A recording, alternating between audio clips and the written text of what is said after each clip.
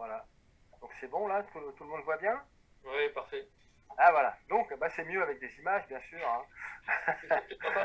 Donc les devoirs du plongeur envers la nature, bah, je vais passer assez vite sur la partie vocale, hein. Donc il y a le fait de s'équiper. Alors évidemment, tout à l'heure je vous parlais de l'image à gauche. Donc là, vous voyez bien l'image à gauche avec le détendeur qui traîne, le mano qui traîne, hein. Donc c'est pas des plus efficaces. Hein, donc, bah, tous les instruments doivent être fixés, alors près du corps, pour qu'ils ne traînent pas, hein, et ne portent pas atteinte au substrat. Comme je disais, le substrat, c'est le sol qui a différentes compositions. C'est soit de l'herbe, soit du sable, soit du rocher, tout ça. Voilà. Ça, c'est donc la bonne attitude, comme le monsieur qui est en bas à droite. Alors, voilà les petits éléments que je vous parlais tout à l'heure, qu'évidemment, vous ne voyez pas. Le nez de clown est bien ici. C'est là où on met justement l'embout du détendeur de secours dedans, ce qui fait qu'il reste toujours propre et on va dire entre guillemets aseptisé si on a mis un produit dedans. Ça, ça sert aussi à accrocher les détendeurs et vous avez donc les fameuses poches à plomb qu'on met sur le côté de la stape et les différentes attaches, par exemple ici pour un phare, ce qui fait que le phare est accroché et on tend et on ne le perd jamais, quoi. Ça coûte cher un phare. Voilà. Donc alors maintenant on va passer à se déplacer, hein. Se déplacer, on va éviter évidemment ce qui se passe sur la gauche, hein, de labourer le terrain comme si on était des pieds lourds, parce que évidemment qu'on va non seulement abîmer, mais nos petits camarades derrière ne verront rien. Donc on va essayer d'avoir un palmage respectueux, hein, et neutre par rapport à l'environnement, hein. Donc on va éviter de piétiner, de faire de soulever le sédiment et surtout d'écraser les choses qui serait dans le sable, par exemple. On va prendre une attitude plutôt comme celle de gauche, hein, comme la demoiselle que l'on voit, hein, avec un équilibrage. Hein, on va lester comme il faut. Hein, on va utiliser le poumon ballast ou le gilet. Hein. Le poumon ballast, on l'utilise avant le gilet, ce qui fait. Hein, et on essaie d'être au maximum horizontal. Hein. Faire l'hippocampe, c'est pas terrible parce que le palmage va être dirigé vers le bas, donc on va remonter tous les sédiments et ce sera pas terrible. Hein. Et les palmes légèrement dirigées vers le haut. Hein. Et on va palmer du bout des pieds, on va pas faire des grandes enjambées justement pour éviter de remuer tout. On va pas faire de mouvements brusques. Hein. On va s'équilibrer. Hein. On en a un petit peu parlé, on va éviter d'être comme le monsieur là, vautré en bas. On va essayer plutôt d'être un petit peu au-dessus du sol, toujours pour éviter d'abîmer ce qui est en dessous. Hein. Parce que là, évidemment, bon, c'est de l'herbe ou du sable, c'est pas trop gênant. Mais si vous allez aux Antilles et que vous allongez sur du corail de feu, là, vous en rappellerez. Alors, il faut pouvoir se maintenir sans effort à distance du substrat. Donc, si on est bien équilibré, qu'on a bien gonflé sa stable, on doit être au-dessus et il n'y a aucun mouvement à faire pour rester au-dessus du substrat. Tout ça pour éviter de troubler l'eau en soulevant la vase et le sable, parce que vos petits camarades derrière, ils ont aussi besoin, ils sont venus pour voir, donc si on remue tout ça, bah, ils ne verront pas ce qu'il y a. En plus, on va voir dans la présentation après qu'il y a des choses qui s'effacent, qui se cachent à notre passage, donc ça serait dommage que vos camarades derrière ne puissent pas le voir.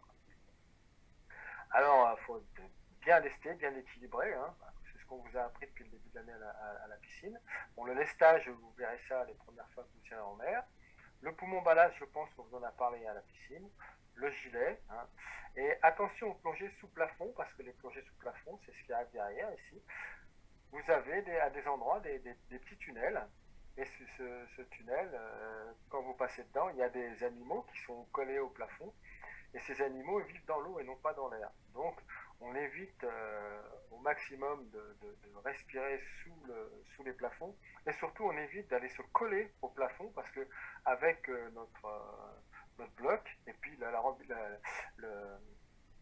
manette qui sert à fixer le détendeur, on va racler tout le plafond et c'est dommage parce qu'il y a beaucoup d'animaux qui vivent sur le plafond et ce serait dommage de les abîmer. Alors observer, bah, c'est pour ça qu'on va dans l'eau. Hein. C'est pour ça qu'on fait de la plongée, c'est pour observer. Mais on va observer de façon cool et de façon non invasive. Hein. Parce que bah, on est invité, hein, et on doit se comporter comme tel. Hein. Donc il faut respecter l'endroit où on va être. Hein. Alors, ça, on l'entend souvent, hein, c'est le leitmotiv du plongeur bio, entre guillemets. Hein. Ne rien remonter du fond, ni vivant ni mort. Hein. Parce que s'il est mort, il peut servir aux autres animaux qui sont nécrophages, qui vont justement se nourrir de lui. Et s'il est vivant, c'est dommage parce qu'il est fait pour vivre dans l'eau salée et non pas aller sur votre buffet si vous gardez que le coquillage. On va essayer de ne remonter que des images. Déjà, quand on est débutant, on va remonter plein d'images, des souvenirs, des choses qu'on découvre. Quoi, hein. Et après, quand on est un peu plus aguerri, on prend un appareil photo et là, c'est encore plus sympa. On va éviter d'harceler les poissons, les crabes et tout ça. Hein. On va éviter d'avoir des phares trop puissants. Hein, parce que si vous regardez bien un poisson, il n'a pas de paupières. Donc, comme il n'a pas de paupières, quand on va lui mettre le phare dans les yeux, bah, ça va être assez désagréable pour lui. Si on prend le congre, qui est toujours caché dans son trou, bah, si on l'éblouit, pendant 15 jours, il ne pourra pas manger. Quoi. Donc, c'est un petit peu dommage. On va éviter de toucher. Alors, il y a plusieurs raisons pour lesquelles on ne va pas toucher. Parce qu'il y a certains animaux qui ont un mucus. Si on leur retire le mucus, bah, ils vont se trouver en danger et d'attraper des maladies. Il y a certains animaux qui vont nous mordre, hein, ou nous greffer, ou nous pincer, hein, ou tout simplement nous piquer. Bah, donc là, c'est nous que nous allons protéger en ne touchant pas. Hein. Et on ne va pas nourrir. Alors, ça paraît bête, mais euh, les animaux de la mer ont tout ce qu'il faut pour se nourrir. Alors, j'ai une anecdote là-dessus. Aux îles Médès, c'est en Espagne, c'est une réserve. Et les gens avaient l'habitude de descendre avec des œufs. Ils donnaient à manger des œufs aux mérous. Alors, les mérous étaient tout contents, ils mangeaient les œufs.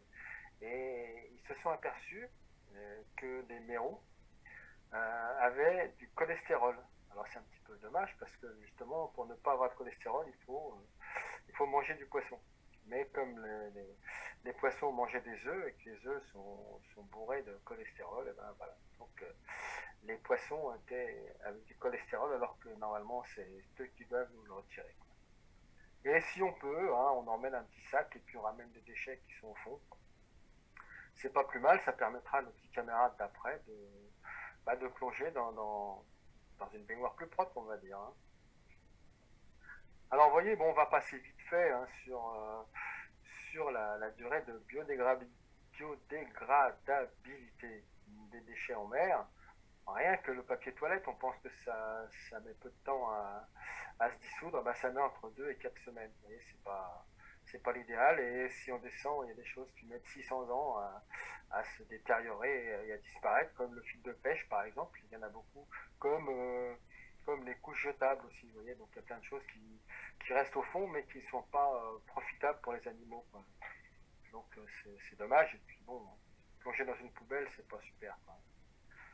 Voilà, donc on a vu le comportement, hein, fixer ses instruments, hein, avoir un palmage respectueux, un bon lestage, un équilibrage, hein, euh, ne rien prélever, ne pas harceler, pas de phare trop puissant. Je vous rappelle que les poissons n'ont pas de paupières, les crabes non plus d'ailleurs. Et il faut surtout ne pas toucher, aussi bien pour soi que pour les animaux, hein, et ne pas les nourrir. Hein. Et puis, si on peut, on fait la collecte des déchets. Alors, s'équiper, se déplacer, s'équilibrer, observer et respecter, hein, bah, on va retrouver des petits pictogrammes comme ça. Vous voyez, fixer des instruments, c'est dit de façon humoristique, mais c'est vrai, c'est ce qui peut arriver. Hein. Si on est dans une épave, on peut accrocher notre manomètre dans l'épave et ça serait dommage. Hein. Aussi bien pour soi que pour le manomètre. Le palmage respectueux, je vous fais pas un dessin parce qu'il est juste à côté. Hein. Alors un lestage et un équilibrage correct. On va éviter de racler le fond. Ne pas nourrir, aussi bien pour soi que pour les animaux. Ne pas les harceler, hein, ne pas aller gêner des crabes, essayer de retirer un poulpe de son trou. Il y a des façons tout à fait pacifiques de les faire sortir, ce sont des animaux curieux. Il suffit de mettre la main devant un certain temps, au bout d'un moment, il va venir savoir qui on est, ce qu'on veut. Donc, rien d'essayer de l'attraper avec un crochet ou autre. Hein. Donc ne rien prélever. Hein. Remonter des coquillages, c'est dommage parce que, je ne sais pas si vous le savez, mais remonter un coquillage, ce coquillage, même s'il est vide, il peut servir à un Bernard l'ermite. Pourquoi pas, hein. Et puis, si on peut, on ramasse les déchets pour éviter après de plonger dans une poubelle. Donc, le comportement du plongeur dans le monde subaquatique, hein, bah, c'est pas ça, hein, c'est pas s'accrocher, pas gêner. On est invité, donc on se comporte comme tel. Voilà. Alors, on doit respecter les espèces protégées. On va voir les différentes espèces protégées. Regardez bien parce que des fois, il y a des questions sur les espèces protégées, hein. Vous avez la grande nacre, hein, qui est un grand coquillage, c'est comme une grande moule, hein, voilà, qui est protégée. En plus, en ce moment, elle est en difficulté. Vous avez la grande cigale de mer. Alors, la cigale, comme vous voyez, là, ça, ça ressemble un petit peu à une langouste, sauf qu'elle n'a pas de grandes antennes, elle a des petites palettes à la place des antennes. Et elle est protégée justement parce que il y en a pas, il y en a de moins en moins, quoi. La date de mer. Alors la date de mer porte son nom parce que justement, comme vous voyez, ça ressemble à une date. Et la date de mer, elle vit dans la roche. Elle secrète une espèce d'acide qui lui permet de rentrer dans la roche, principalement la roche calcaire comme du côté de Marseille, et elle va se loger à l'intérieur. Alors finalement, c'est pas la date de mer qui est protégée, mais si on n'a pas le droit de la pêcher ou de la chasser, hein, c'est tout simplement pour éviter que l'on détériore les rochers. Parce que comme elle est à l'intérieur du rocher, on ne peut pas l'attraper comme ça. Donc on est obligé de casser le rocher. Donc c'est pour cela qu'elle est protégée. Alors la patelle géante, après, la patelle géante, vous savez, c'est ce fameux chapeau chinois là, hein. Son nom entre guillemets scientifique, c'est la patelle, hein, ou la bernique, ou la brénique pour certains bretons. Et donc la patelle géante est protégée. Il y a aussi le corail rouge, hein, avec tous ces petits polypes blancs là, le corail rouge qui sert pour faire les bijoux. Et ben il est protégé, il est réglementé plus exactement, hein. On a le droit de cueillir, de le ramasser, mais à une certaine période et avec des autorisations bien particulières. Il faut être professionnel pour pouvoir aller le chercher. Et pas à n'importe quelle profondeur et pas dans n'importe quel endroit. L'oursin diadème aussi, lui, il est protégé, hein. C'est un oursin avec des grands piquants, hein. Il est protégé, puis il vaut mieux éviter d'aller trop près de lui, mais de s'asseoir dessus ou de le frôler parce qu'on va se retrouver avec des grandes épines de calcaire dans la peau et c'est très désagréable. Le mérou, comme je vous disais tout à l'heure, lui aussi est protégé, hein. Il y a un moratoire qui a été fait du côté de Porquerolles, Porquerolles, et on ne peut pas chasser de mérou. Et il y en a vraiment beaucoup, et c'est super de plonger au milieu des mérous, quoi, comme si on plongeait au milieu des sardines. C'est vraiment super. Le corbe, alors le corbe aussi est un poisson protégé parce que c'est un poisson qui n'est pas effrayé par l'être humain, et ce qui fait on peut le chasser facilement, hein. La pêche est beaucoup plus dure parce qu'il vit dans les rochers et on ne peut pas l'attraper comme ça, mais à la chasse sous-marine, il est vraiment vulnérable. Et c'est un beau poisson. La porcelaine, alors c'est un petit coquillage, hein, on voit là-haut avec sa coquille, et par-dessus la coquille, c'est le manteau, c'est-à-dire c'est son pied qui vient par-dessus. C'est mignon comme tout, et ça, c'est protégé, cette porcelaine. Alors aussi, il y a les cétacés, hein, comme le dauphin. Vous avez l'hippocampe aussi qui est protégé, qui fait partie des animaux protégés, parce qu'il a été ramassé et surramassé justement, non pas pour le manger lui, mais pour faire des porte-clés. C'est dommage, hein, c'est dommage. C'est un petit animal qui fait quelques centimètres de hauteur. Bon, il est mieux dans la nature qu'avec un trousseau de clés, surtout qu'au bout d'un moment il va se casser parce que c'est assez fragile, quoi. La tortue kawan, alors on n'en voit pas beaucoup par nos côtes, mais il y en a beaucoup aux Antilles. Il y en a quelques-unes du côté de la Méditerranée. Et donc cette tortue est protégée. En plus, elle a du mal à les pondre, alors donc c'est pas évident. Alors on va remonter dans des zones un petit peu plus fraîches, hein, en Bretagne par exemple, où là le phoque moine lui est protégé. On ne peut pas chasser le phoque comme ça, même s'il va manger les poissons que les pêcheurs aiment bien avoir dans leur filet, hein. Et la posidonie, alors la posidonie, on n'en voit pas du tout en Bretagne, on en voit principalement en Méditerranée. C'est une plante, ce n'est pas une algue, mais c'est une plante avec des racines, des fleurs et des feuilles, hein. Et elle est donc protégée parce que c'est le poumon de la terre un petit peu. Alors C'est surprenant, mais elle arrive à traiter beaucoup plus de calcaire que la forêt amazonienne. Surtout que la forêt amazonienne est réduite de jour en jour, alors que là, la Posidonie, elle reste toujours présente. Voilà, donc on a vu les espèces protégées, on va parler de la charte du plongeur responsable. Hein, il y a beaucoup de clubs de plongée qui ont la philosophie de cette association. Hein.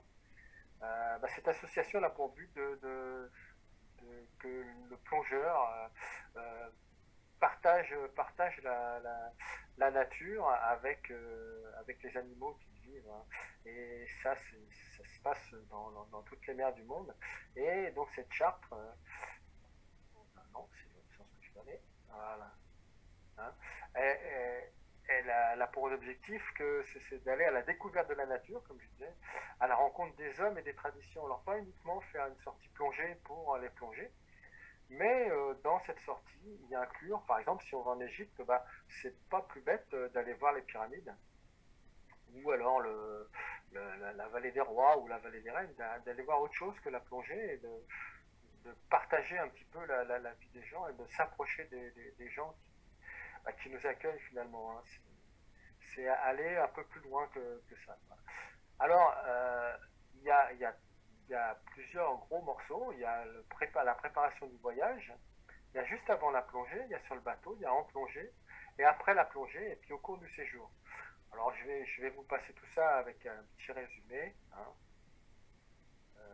Voilà. Donc nous, à notre niveau, ce qu'on peut faire, hein, c'est forcer d'économiser l'eau douce. Alors en Égypte, par exemple, ou en Afrique, on va faire des belles plongées et on va nettoyer notre matériel le midi en venant. Le soir, après la plongée, on va prendre une douche le midi, une douche le soir. Et puis on va s'apercevoir que les gens ils viennent chercher de l'eau parce qu'ils habitent à 5 km de là. Quoi. Donc nous, pour nous, l'eau, c'est rien. Il suffit qu'on ouvre un robinet, mais pour eux, c'est quand même assez important. Donc on va éviter de gaspiller l'eau qui servira à autre chose que de nettoyer notre détendeur ou notre combinaison. Quoi. Alors, comme je vous disais, il y a plein de choses. Aussi j'allais oublier, on va éviter d'acheter des souvenirs arrachés à la mer. Alors là, on voit des coquillages, mais le coquillage, il n'est pas forcément mangé. Hein, il est plus ramassé pour être vendu que pour être mangé. C'est un petit peu dommage. Et il y a aussi des restaurants qui servent des soupes de différentes choses, de tortues, des ronds de requins. On va éviter aussi ces choses-là, justement. S'il n'y a pas de demande, il n'y aura pas de vente. Hein, c'est pour protéger notre mère nature. Quoi. Alors oui, je résume un petit peu les deux pages là, de tout à l'heure. Je disais avant, c'est-à-dire préparer son voyage, se remettre en forme. Pour vous, ça va, vous êtes au début de votre formation, puis vous allez tous les jours où il y a piscine, vous y allez pour pouvoir apprendre et puis vous mettre en forme. Vous allez faire les longueurs qu'on vous demande, vous allez faire tout ça. Mais au bout d'un moment, quand on a le niveau 2, niveau 3, on va plus forcément à la piscine et puis on se dit oh c'est pas grave, je suis en forme, voilà. Et puis on se remet pas en forme et puis on a des difficultés pour plonger, on sait plus utiliser son matériel, donc c'est un petit peu dommage. Quoi. Donc il faut se préparer avant d'aller plonger. Et aussi, si vous voulez aller plonger de par vous-même, vous informer sur les différents sites de plongée. Hein. Savoir ce qu'on va y voir, savoir comment on va y aller, si c'est un Zodiac, si c'est un bateau, un petit chalutier qu'on pourra discuter dessus. Voilà, toutes ces petites choses-là, savoir comment c'est exactement. Et puis des fois, c'est bien d'avoir une idée un petit peu de la politique locale.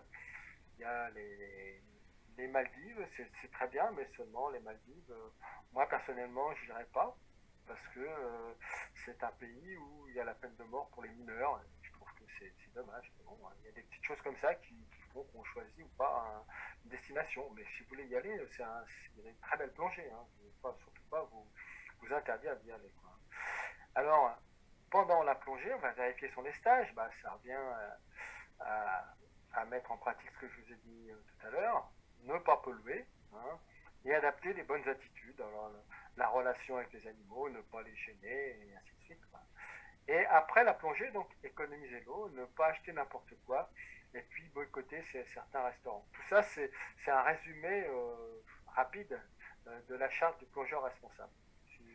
Je crois que au SPN, justement, on fait partie de l'OGIT 181, Et si vous allez au salon de la plongée ce week-end, n'hésitez pas. Ils ont un stand et c'est assez intéressant parce que non seulement la petite leçon de morale que je fais, mais il y a aussi toutes les destinations qui conseillent et qui sont assez intéressantes. Et puis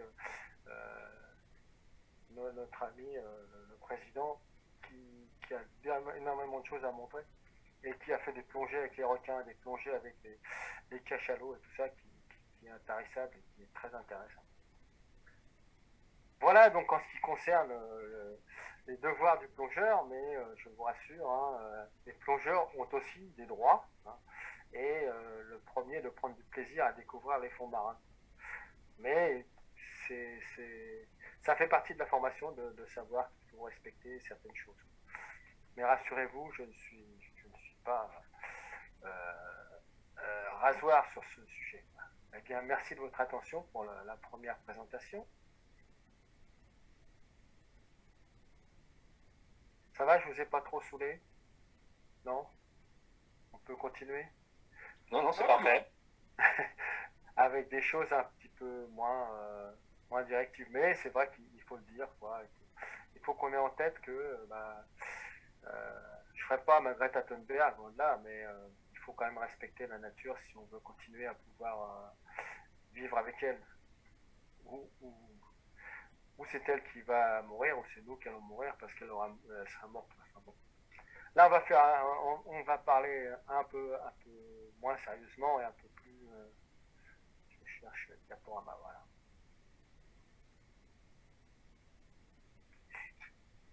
Voilà alors. Qu'y a-t-il sous la surface de la mer? Donc ça va plus vous intéresser. Vous allez voir, c'est assez sympathique. Voilà. Donc on peut chercher à voir comme ça, mais c'est peut-être pas la meilleure solution. Voilà. Alors pour beaucoup, ce qu'il y a sous la mer, c'est ça. Alors, pour ceux qui habitent Vernon ou pas loin de Vernon, vous reconnaîtrez l'étal du poissonnier de la rue d'Albufera. Voilà, pour beaucoup de gens, ce qu'il y a sous la mer, c'est ça. Là, on voit des huîtres, on voit des crevettes un peu plus loin, des langoustines. Voilà, on voit un petit peu, un petit peu de tout. Eh ben, on va voir certaines choses plus précisément. Ça, vous reconnaissez. N'hésitez pas à ouvrir les micros et à le dire, hein. Ça aussi, vous devez connaître. Et ça, et ça. Hein. Là, sans problème, si je vous dis que c'est un homard, on dirait oui. Si je vous dis que c'est une langouste, bah, bien sûr. Alors, vous voyez, la différence entre le homard et la langouste, c'est que le homard a des pinces et la langouste n'en a pas. Hein. Vous avez l'araignée de mer, et à côté, vous avez le tourteau, aussi appelé dormeur. Voilà. Toutes ces choses-là sont très bonnes à manger. Alors, on peut voir ça de façon différente. Là, vous connaissez aussi, je pense. Et là également, peut-être. Ah non, ça ne dit pas. Et ça, oui. Ah oui, ça, on n'a pas l'habitude de l'avoir comme ça. Et là non plus. Alors, qu'est-ce qui est en haut à gauche? Bah oui, les moules, on les voit plus facilement comme ça. Hein. Là, ça vous parle plus, ça. Ouais. Hein. Et à côté, alors il y en a qui ne l'aiment pas, c'est le bulot. Et à côté, c'est la coquille Saint-Jacques. Et ces petites copines, là, ce sont des huîtres. Vous voyez, quand on est au fond de l'eau, on ne voit pas les choses de la même façon. Déjà parce qu'on ne peut pas les manger en direct, hein, et parce qu'elles ont une autre physionomie. Alors, si on parle de physionomie, est-ce que vous reconnaissez ça? On va faire l'inverse. Hein. Non, on ne parle pas. Hein. Ça, peut-être. Et ça?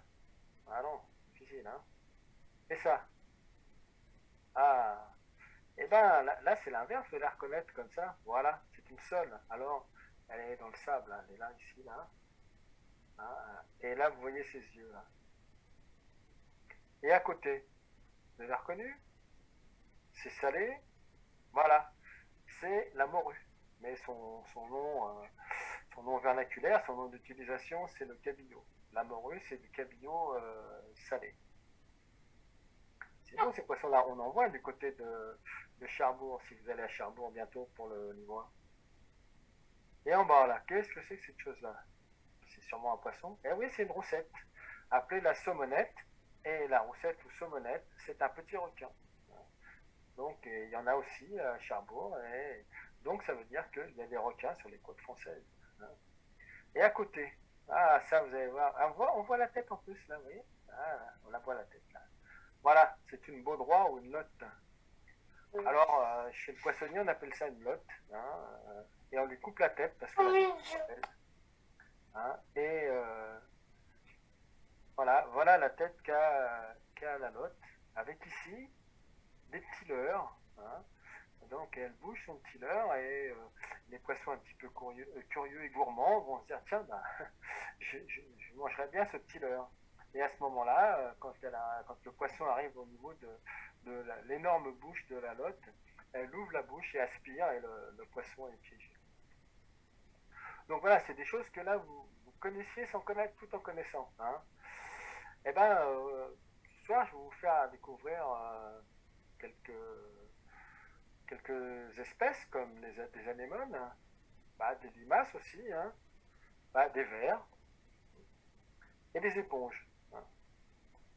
Je vais vous parler aussi de tomates, d'oranges, de mirabelles ou de concombres.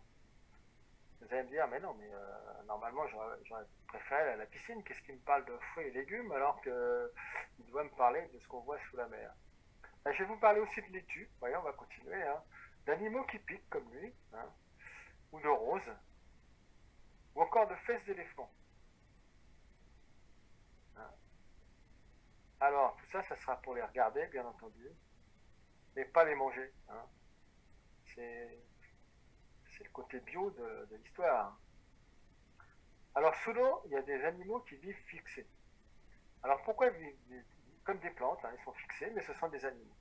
Alors, si on regarde au microscope, hein, on regarde une goutte d'eau, hein, et bien, à l'intérieur, on va s'apercevoir qu'elle est chargée de nourriture. Toutes ces petites choses-là, hein, qui vivent dans l'eau, hein, il y a des animaux, il y a des végétaux. Hein. Voilà, on a ce qu'on appelle le plancton, c'est microscopique. Et vous avez le zooplancton, qui est le plancton animal. Alors, c'est des petites larves de crabes, c'est des petites larves de méduses, c'est plein de petites choses, c'est même des copépodes qui sont à taille adulte, hein, qui vivent dans une goutte d'eau. Hein. Et ben ce plancton animal, il va manger du phytoplancton, mais on va parler français, c'est du plancton végétal. Voilà. Donc, et ça, c'est microscopique. Entre parenthèses, quand vous buvez la tasse dans la mer, bah, vous avalez des copépodes, du plancton végétal et du plancton animal.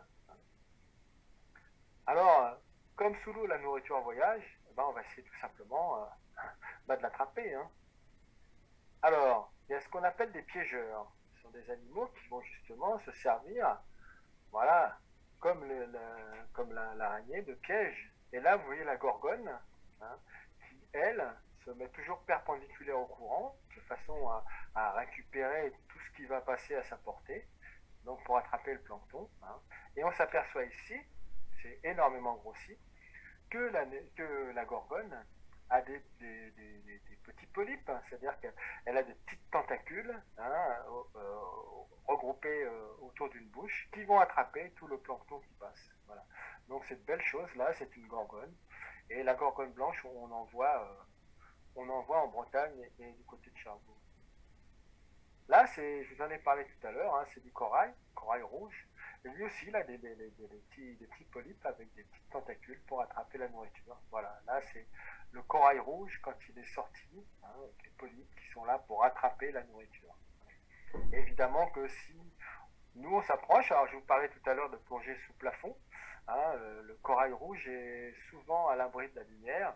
Donc, si on s'approche et si on fait fuser notre détendeur, bah, l'air va aller le frôler et tous les polypes vont se fermer, on ne verra que le squelette du corail. Voilà une proportion pour voir à peu près la taille d'une gorgone par rapport à un plongeur. Vous avez vu, il est super équilibré, mais par contre, il a son matériel qui traîne. C'est dommage, c'est dommage. Il aurait pu avoir 20 sur 20. Voilà, on voit aussi encore une gorgone. Hein. Là, c'est en Bretagne, donc une belle gorgone qui piège le phytoplancton et le zooplancton, c'est-à-dire la matière animale et la matière végétale, qui va passer à proximité de ces petits polypes et qui vont l'attraper. Et ici, on a une étoile de mer. Alors, il y a aussi toujours les piégeurs. Alors là, vous avez les pénatules, hein, et la pénatule épineuse. C'est le même système. C'est près du sable et ça se met en fonction du courant. C'est fixé si on veut, mais ça ne bouge pas, ça ne va pas courir. Ça peut se déplacer, mais ça ne va pas courir. Et justement, en fonction de la marée, parce que c'est des espèces bretonnes, ça va se mettre ou d'un côté ou de l'autre, hein, de façon à attraper le maximum de nourriture. Et voilà, vous voyez ces petits animaux là, avec tous les polypes qui sortent pour attraper la nourriture. Voilà, de plus près. Hein. Ici, vous avez la bouche et plus loin l'estomac. Et c'est une colonie d'animaux qui sont regroupés. Hein. Ils ont un système de préhension et une bouche qui est individuelle. Alors, toujours dans les piégeurs, vous avez la cérianthe qui, elle, va attraper des petits poissons, par exemple, parce qu'elle a une urticante. Hein.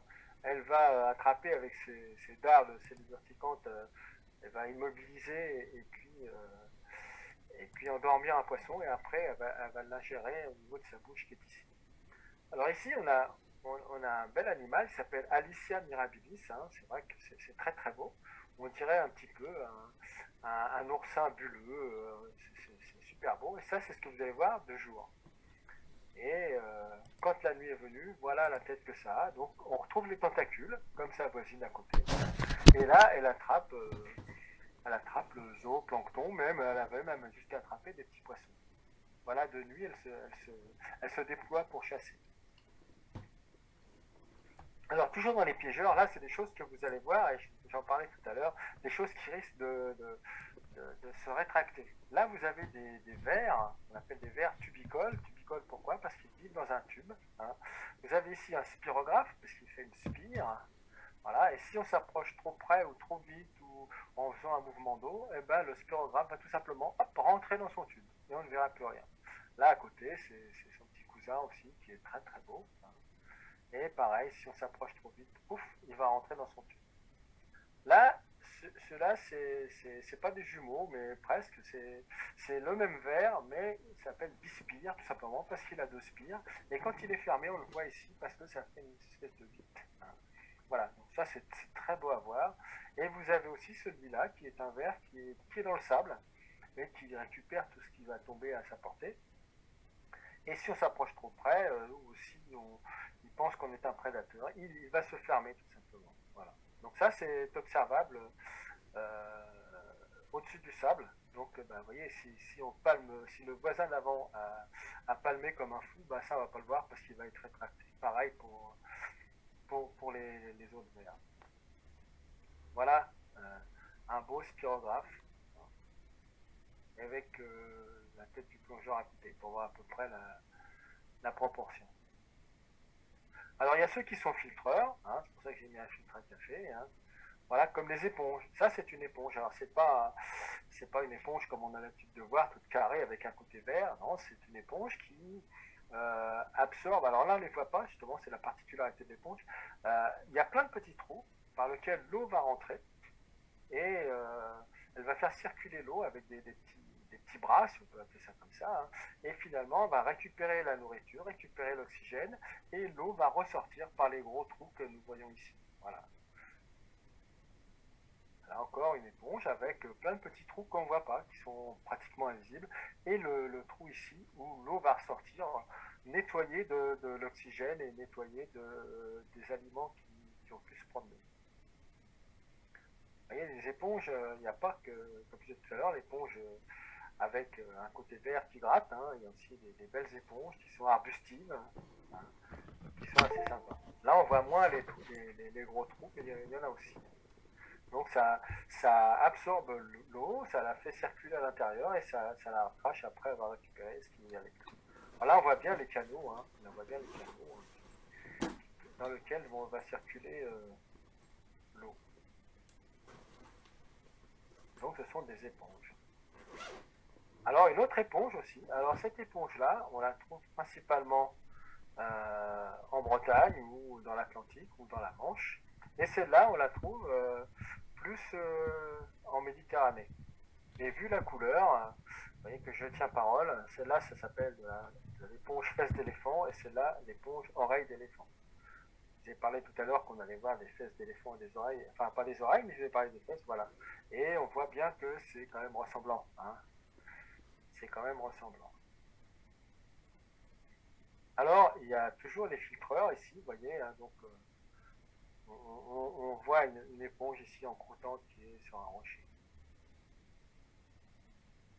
Les filtreurs toujours. Alors, ça s'appelle une acidie. Et là, c'est pareil, ça filtre, mais c'est différent d'une éponge parce que là, il y a un gros trou par lequel ça rentre et un petit trou par lequel ça sort. Alors, si je me rappelle bien, voilà, c'est comme une théière où j'ai retiré la lance pour bien voir. L'eau rentre par le haut de la théière, c'est normal, hein. Et puis après, quand on veut le servir, ça sort par le côté. Mais là, c'est pareil. Donc l'eau rentre, il y a tout un système de digestion, de respiration, que je ne vous parlerai même pas. Et après, l'eau, après avoir été nettoyée, si on veut, et tout est récupéré, ça ressort sur le côté. Voilà, l'eau rentre par là et sort par là. Alors, vous voyez, si l'acidité sociale, là, par contre, c'est la même forme que cela, mais elles sont reliées par le pied. Hein, et ce qui fait que ce sont des individus qui vivent en colonie. Hein. S'il y en a une qui est attaquée, elle va dire aux autres, attention, on nous attaque, et elles vont donc se protéger. Et là, pareil, vous avez le trou où l'eau rentre et le trou où l'eau sort. Et c'est particulier comme animaux, parce que on voit l'intérieur ici seulement, mais tout le reste, c'est transparent. Alors ça, ne vous attendez pas à voir ça de la taille d'une théière, hein. C'est gros comme... allez, ça fait 2-3 cm de hauteur. Hein. Donc pour voir ça, c'est assez difficile. Donc il faut surtout pas le mettre trop vite, il faut surtout bien regarder et bien équilibrer. Alors ça, c'est toujours une acidie. Alors vous voyez ce spécimen ici, hein, il est avec, comme je disais, un trou pour faire rentrer l'eau, un trou pour faire sortir l'eau. Et là, comme elles sont toutes petites, elles se sont dit on va se mettre ensemble. Alors elles se mettent ensemble où le manteau, c'est-à-dire leur peau, si on peut dire, hein, les rejoint, elles ont le même manteau, mais elles se sont dit, on va garder notre bouche, donc là le trou où rentre l'eau, on va garder notre bouche à nous, hein, et puis on va trier, on va se nourrir nous-mêmes, et par contre, on va avoir un trou où l'eau va sortir ici. Donc voilà, c'est l'acidie coloniale, donc qui vit en colonie et qui est assez particulière, c'est très très beau ça. Parce que là, c'est assez petit, mais c'est en croûtant et c'est assez sympa à voir. Voilà un exemple de vision sous-marine, mais ça, c'est la Méditerranée, avec des girelles qui se baladent. Alors évidemment, je parlais d'animaux fixés, mais qui dit fixé dit vulnérable. Hein. Quand on est fixé, là, on peut leur faire ce qu'on veut, ces messieurs, on leur met 2 tartes, puis ils ne peuvent pas bouger. Quoi. Alors, c'est vulnérable. Vous voyez, ça, c'est une éponge aussi. Hein. Ça les critères que j'ai dit tout à l'heure avec les gros trous. C'est une éponge pierre, et l'éponge pierre, elle va avoir une copine qui s'appelle la Doris dalmatienne. Hein. Où là, c'est une petite limace avec ces petits rhinophores ici, comme les limaces qui sont sur Terre. Et par contre, elle a les branchies, c'est-à-dire ce système respiratoire qui est sur l'arrière. Et cette Doris va aller manger l'éponge pierre. Voilà.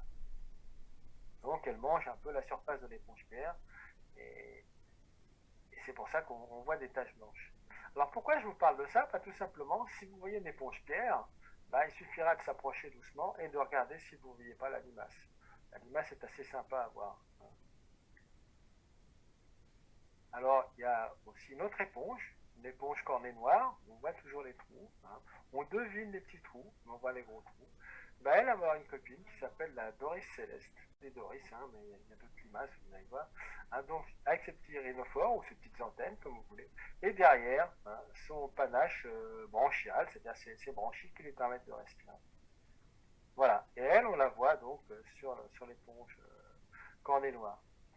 Alors, je vous rassure, elle est très petite. Hein, pour la voir, c'est assez difficile. Elle tiendrait sur l'ongle de votre petit doigt. Hein. Mais on peut arriver à les voir. Donc, si on veut voir des Doris célestes, on va chercher une éponge cornet noir. La gorgone blanche, hein, cette fameuse gorgone qu'on a vue tout à l'heure, c'est sympa. Et ben là, elle a une copine. Alors la copine, quand on voit la taille de la gorgone, c'est très petit. Et ben la copine, elle est aussi petite. Et elle va manger les polypes de la gorgone. Et elle va faire ses petits aussi. Vous voyez, donc là, on voit ici, hein, la Tritonia des gorgones. Et elle a fait ses petits aussi ici. Donc c'est son garde-manger, sa nurserie et tout. Donc on va grossir un petit peu, vous voyez. Donc là, on la voit ici, beaucoup mieux. Et on voit sa ponte, elle a pondu ses œufs autour ici, pour ne pas que ces œufs se dispersent et qu'on ne les voit pas trop et qu'ils puissent éclore sans problème. Voilà, on le voit ici. Alors j'ai dit que j'allais vous parler de limaces. Hein. Eh bien oui, on va voir des limaces qui sont très sympathiques à voir. Elles sont différentes. Voilà le genre de limaces qu'on voit au fond de l'eau, hein, qui sont assez sympas. Donc là, on voit ces petites antennes, comme nos limaces de terre. Et ici, ce sont des petites papilles. Et comme ces limaces mangent des animaux à cellules urticantes qui sont tout petits, elles vont garder les cellules urticantes, ce qui fait que quand on va vouloir les manger, surtout les poissons, elles vont lâcher les cellules, ce qui fait que le poisson va vite les relâcher aussi. Voilà. Encore une autre avec, on voit bien ces rhinophores ici, ces antennes là, et puis ces petites papilles qui lui servent aussi à respirer, bien sûr. Voilà, on en voit une ici. Et on voit que ici, cet arbuste-là, qui paraîtrait être un arbuste, mais non, c'est aussi c'est un animal à cellules urticantes, hein, de la famille des méduses. Et elle va se nourrir de ces petits animaux. Voilà, donc là, non seulement elle s'en nourrit, mais en plus, elle a fait ses œufs, elle a pondu sur les hydraires, parce que c'est un hydraire. Voilà. Avec d'autres limaces aussi, hein, qui sont assez sympas. Ah, c'est pas les mêmes couleurs que nos limaces terrestres. Hein. Et celle-là aussi. Hein. Doris élégant ou Doris géante. Toujours cette tyrinophore ici. Hein. Et son panache de branchies. Celle-là, elle est relativement grosse. Elle doit faire une quinzaine de centimètres de long quand même. Hein. C'est assez gros. Hein. Voilà, d'autres qui ont des couleurs aussi sympathiques. Et celle-là qu'on voit en Bretagne aussi.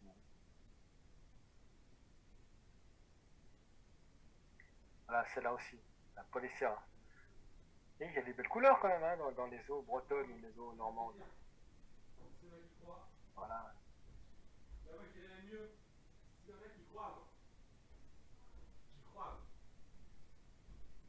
Celle-là est sympathique aussi avec ces petits bouts d'appendices bleus. Il y a des bleus, il y a des violets, il y a des verts clairs. Et là, on voit donc ces tyrinophores, ces petites antennes. Celle-là est particulière parce que celle-là, elle est sur une éponge, comme beaucoup de limaces. Et celle-là va manger l'éponge. Donc comme elle mange l'éponge qui est jaune, elle est teintée de jaune. Et elle a une petite protection, une petite coquille d'orientation. Donc c'est une fausse limace, mais pas un vrai escargot quand même. On ne peut pas se cacher. Voilà. Et cette limace, on la voit principalement que sur cette éponge-là. Alors, une petite proportion de limaces, je vous disais qu'il y en avait des petites, vous voyez, celle-là, elle est la taille de l'ongle, en longueur. Par contre, il y en a qui deviennent un peu plus grosses, c'est ce qu'on appelle un lièvre de mer. Celle-là aussi, la petite aussi, hein, mais ça, c'est l'espèce qui est grande comme ça. Hein. Voilà, un lièvre de mer, pourquoi vous voyez, ça a des petites oreilles de lièvre. Hein. Et là, c'est vraiment toujours un lièvre de mer, mais vraiment le gros spécimen. Hein. Donc il y a énormément de choses à découvrir au fond de l'eau. Hein.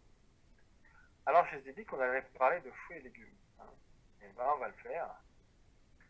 Je dis qu'on avait parlé d'orange, et bien l'orange, voilà. Au fond de l'eau, il y a une éponge qui s'appelle une orange de mer, et donc le fameux trou ici, hein, qui sert à évacuer l'eau. Hein. On a aussi la fraise, ça ressemble bien à une fraise, et ça c'est à marée haute, donc dans l'eau, et non c'était à marée haute, donc hors de l'eau, pardon, et là, quand c'est dans l'eau, vous voyez, les tentacules sont sortis.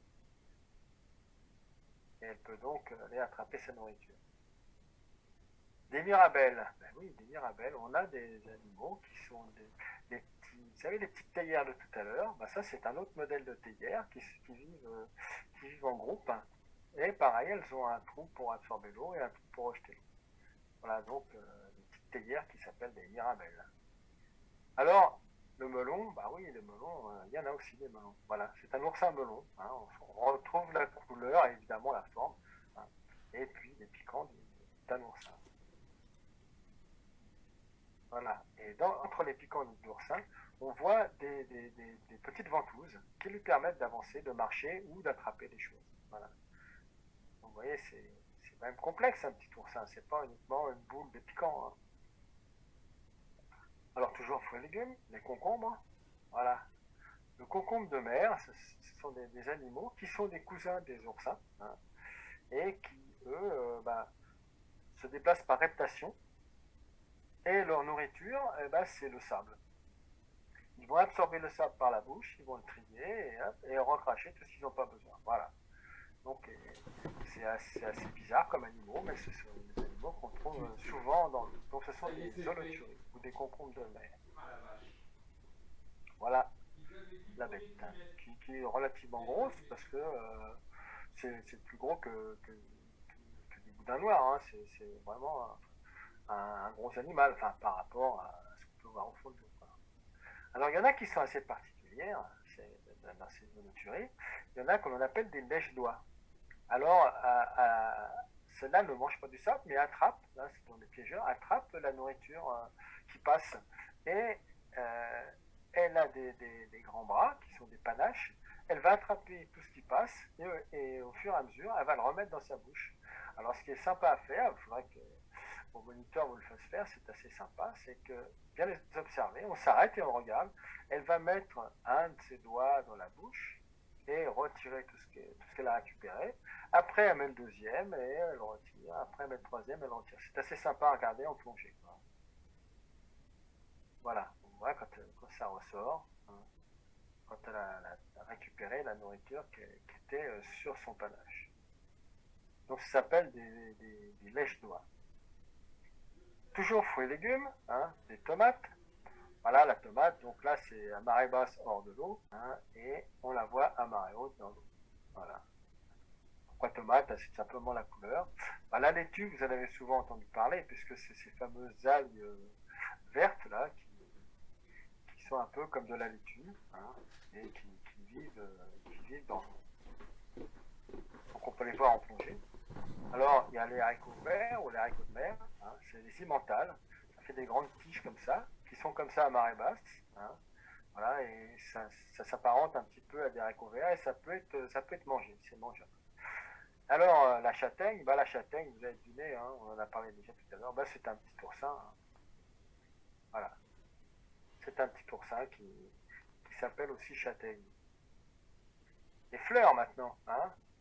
Les anémones, j'ai déjà dit le mot tout à l'heure, hein, les mots des anémones. Ce sont des anémones bijoux. Vous voyez, c'est assez sympathique. Et ça vit à l'abri de la lumière. Donc en plongée, c'est assez sympa de les voir.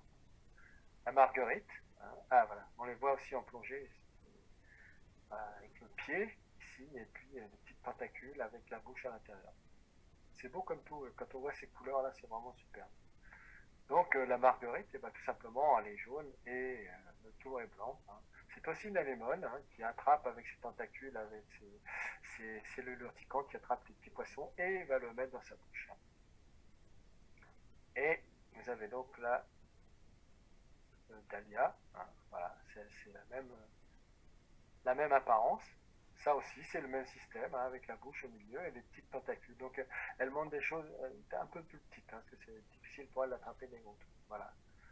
Et c'est sympathique. Toujours des fleurs, le mimosa. Ah, le mimosa, ça c'est plus en Méditerranée, hein.